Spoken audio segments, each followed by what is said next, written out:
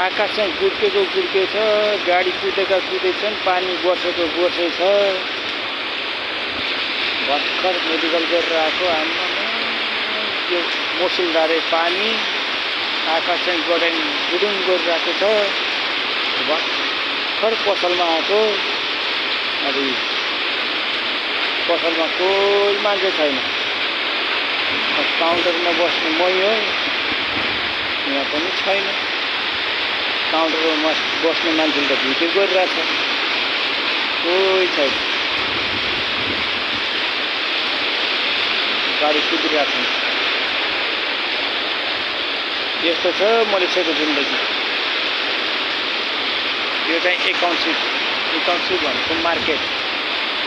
मलेसियाको सबैभन्दा ठुलो मार्केट भनेको एकाउन्टसिप यो मार्केट। यो अगाडि जस्तो यो गाडी देखिन्छ, त्यो सिक्युरिटीको गाडी हो। जस्तो अगाडिको भ्यान यो चाहिँ सिक्युरिटीको हो।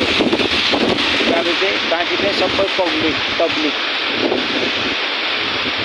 सिङ्गापुरको आउँछ, थाइल्यान्डको आउँछ, जहाँसुकै आउँछ।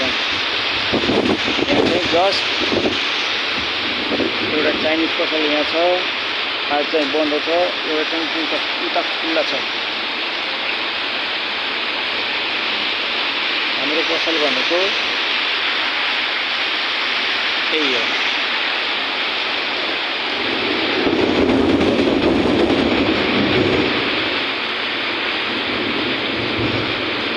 हाम्रो पसल के भन्नु, मेरै पसल भन्दा पनि हुन्छ।